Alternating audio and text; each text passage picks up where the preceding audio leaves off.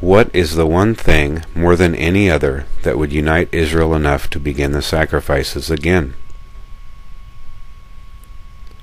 The Ark of the Covenant. This is an artist's rendering of what Ron Wyatt discovered in 1981 beneath the site of the crucifixion. I believe the Ark will be revealed on Yom Kippur, the day that the high priests can enter into the most holy place and anoint it. And it could easily take a couple of months to prepare to begin sacrificing with the cleansing of the temple, etc. Don't worry, you will hear about it. You'll hear about it mostly from the Muslims and from PETA, among others. So if the Ark is revealed on Yom Kippur, it stands to reason that Yom Teruah would be the beginning point. So let's begin there. I believe the first seal, Revelation 6:1 and 2, will be opened on Yom Teruah. The first seal. And I saw when the Lamb opened one of the 7 seals, and I heard one of the 4 beasts that spoke as the voice of thunder, Come and see. And I heard, and I saw, and behold, there was a white horse, and he who sat on it had a bow, and a crown was given to him, and he went out victorious, both conquering and to conquer. I want to emphasize victorious, conquering, and to conquer. So in the first seal we have those 3 themes, and the theme is war, as into a symbol for war. What is the theme of Yom Teruah? Assembly for war. So the first seal goes on Yom Teruah, and then the second seal, Revelation 6:3 and 4. And when he opened the second seal, I heard the second beast saying, Come. And a red horse went out, and it was given to him who sat on it to take shalom, or peace, from the earth, that they might slaughter one another, and there was given to him a great sword. Okay, red, slaughter, and great sword are the characteristics of the second seal. The theme here is blood, as in atonement blood. The theme of the Day of Atonements is bloodshed, the day the Ark is revealed. The Ark all by itself could do this. So there we have the second seal on the calendar. The third seal from Revelation 6, verses 5 and 6. And when the third angel was opened, I heard the third beast saying, Come. And behold, I saw a black horse, and he who sat on it had a balance in his hand. And I heard a voice from among the beasts saying, A measure of wheat for a denarius, and 3 measures of barley for a denarius, but do not hurt the wine and the oil. Okay, balance and a measure of wheat and a measure of barley are the characteristics of the third seal. The theme here is economic collapse. We must rely on divine providence. What is the theme of Sukkot? Relying on divine providence. So I have the third seal on Sukkot. The fourth seal. And when he opened the fourth seal, I heard the voice of the beast saying, Come. And I saw a pale green horse, and the name of him who sat on it was Death, and Sheol followed him. And the authority was given to him over 1/4 of the earth to kill by the sword, and by famine, and by death, and by wild animals of the earth.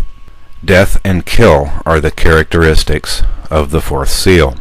The theme here is death. Recall the Passover, the next Moed, and the death angel, the Lamb. The theme of Passover is death. So I put the fourth seal on Passover. The fifth seal. And when he opened the fifth seal, I saw under the altar the nephashot of those who were killed because of the word of Eloah, and because of the testimony of Yeshua that they had.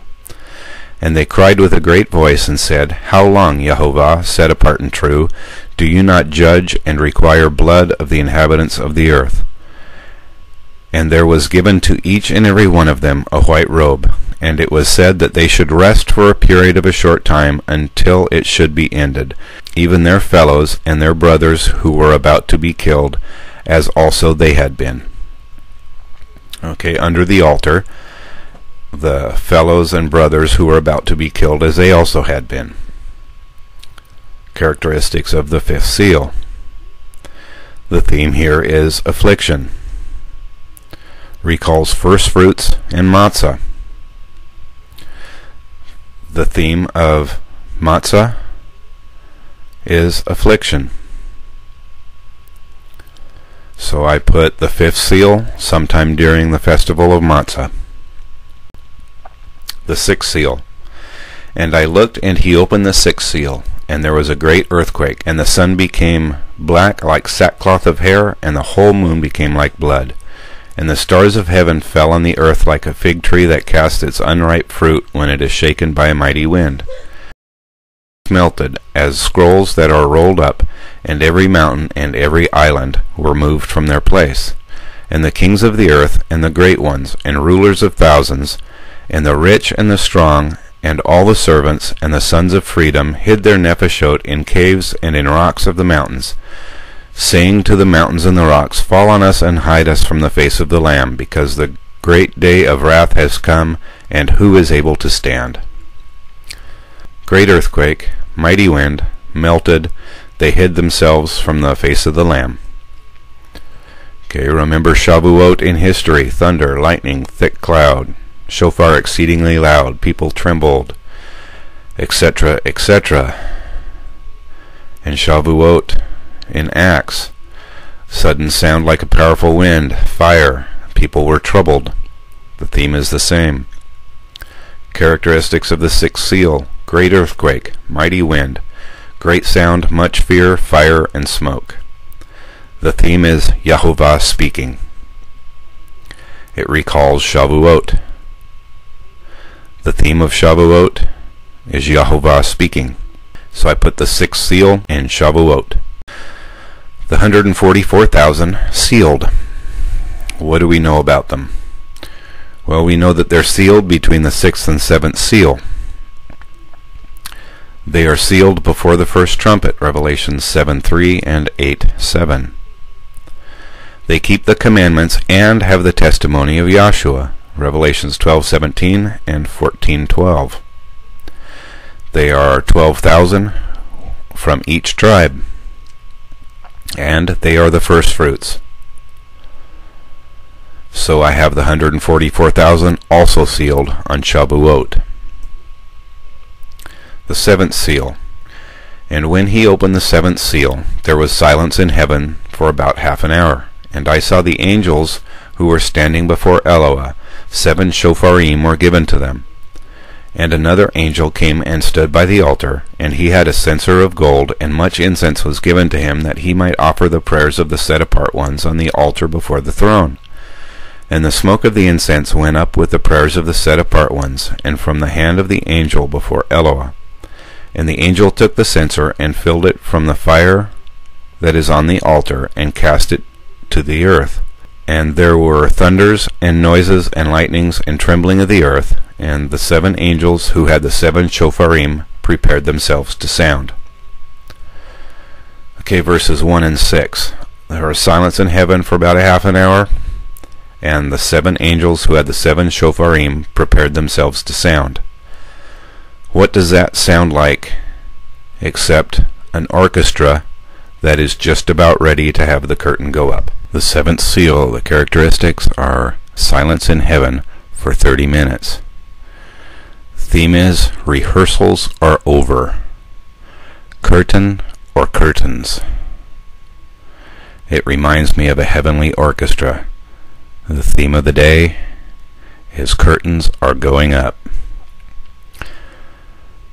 The seventh seal, verses 2 through 5 of chapter 8. And I saw 7 angels who were standing before Eloah. 7 shofarim were given to them. And another angel came and stood by the altar, and he had a censer of gold, and much incense was given to him, that he might offer the prayers of all the set-apart ones on the altar that is before the throne. And the smoke of the incense went up with the prayers of the set-apart ones from the hand of the angel before Eloah. And the angel took the censer and filled it from the fire that is on the altar, and cast it onto the earth. And there were thunders, and noises, and lightnings, and trembling of the earth. I believe that these are the answered prayers of those in the white robes who were killed and waiting for justice in Revelations chapter 6, verses 9 through 11. I have the seventh seal being opened immediately prior to Yom Teruah, half an hour prior. So we are entering into the seven shofarim, or trumpets. The first trumpet, Revelations 8, verse 7. And the first shofar sounded, and there was hail, and fire mingled with water, and they were cast to the earth, and a third of the earth was burned, and a third of the trees were burned, and all of the grass of the earth was burned. So I have the first trumpet on Yom Teruah. The second trumpet, Revelations 8, verse 8. And the second sounded, and there was, as it were, a great mountain burning, and it fell into the sea, and a third of the sea became blood, and a third of all the creatures that are in the sea that have life died, and a third of the ships were destroyed. The second trumpet is on the next Yom Teruah. The third trumpet, Revelations 8, verse 10. And the third sounded, and a great star fell from heaven, burning as a flame, and it fell on a third of the rivers and on the fountains of water. Verse 11. And the name of the star was called Wormwood, and a third of the waters became as wormwood, and a multitude of mankind died, because the waters were embittered. What does this mean?